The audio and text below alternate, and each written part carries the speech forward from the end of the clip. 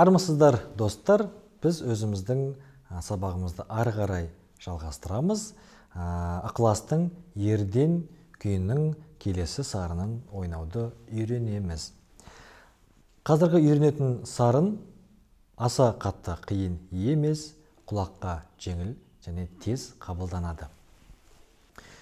Бұл сарын ойналуы, есте сақталу жағынан өте жеңіл. Әу баста сіздер сарындарды жайрақ екпінде тартыңыздар, кейін бірте-бірте ұзынырақ ысқышқа ойнап екпінін сәл тездете бересіздер.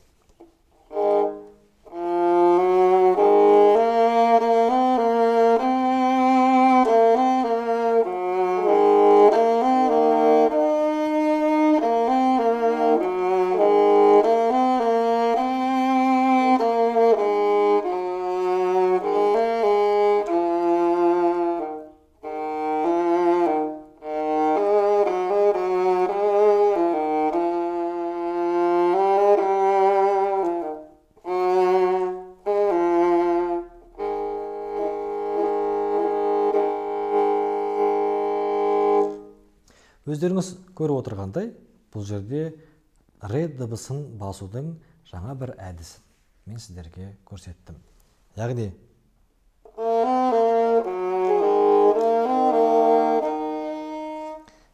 біз рені саусағымыздың көпшігімен, яғни көпшіктің сәл астыңғы бірінші буын жеріменен басамыз.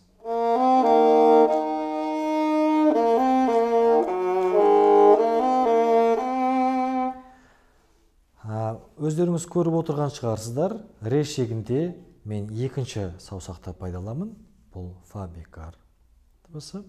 Ал жоғарғы шекте мен си бекар дыбысын қолданам, үшінші саусақ.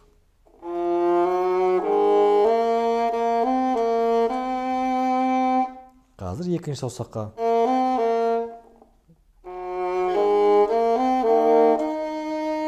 Алдыңғы сабақтарда бізде екі ішекте де үшінші саусақ немесе екінші саусақ болған болса, қазір бірде екі, бірде үшінші саусақтарды қолданып жатырмыз. Бұл сарынның тағы да бір өзгешелігі, кідірістер өте көп. Созылмалы, қысқа дыбыстары бар. Соларға мұқият мән берулеріңіз керек. Бұл сарында өздеріңіз байқағандай кідірістер өте көп.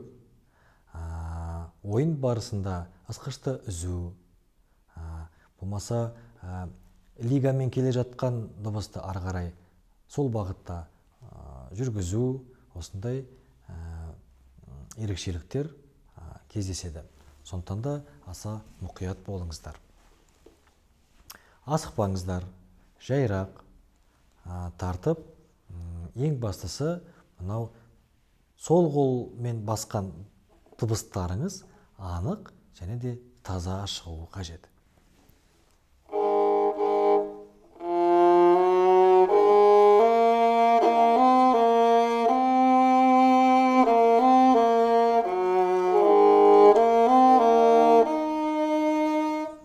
Мен шектен шекке ауысқан кезде кейде ашық шек пайдаланам.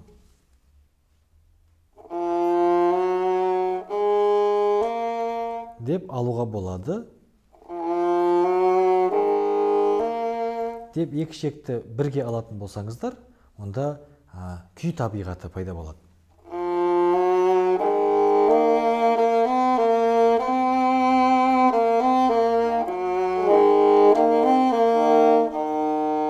Бұл жерде де мен екі шекті пайдаланам.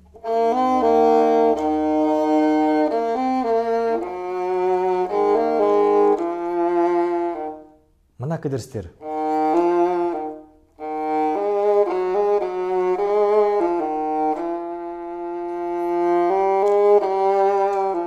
Дәл осы жерде мен екінің орнына үшінші саусақты пайдаланам. Яғни бағана фа болса, қазір фа диез.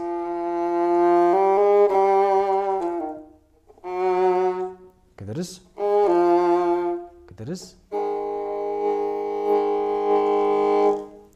Құрметті достар, осы айтылғандарды міндетті түрде мұқият тыңдап, қайталап жаттығыңыздар. Біз бүгінше қоштасамыз.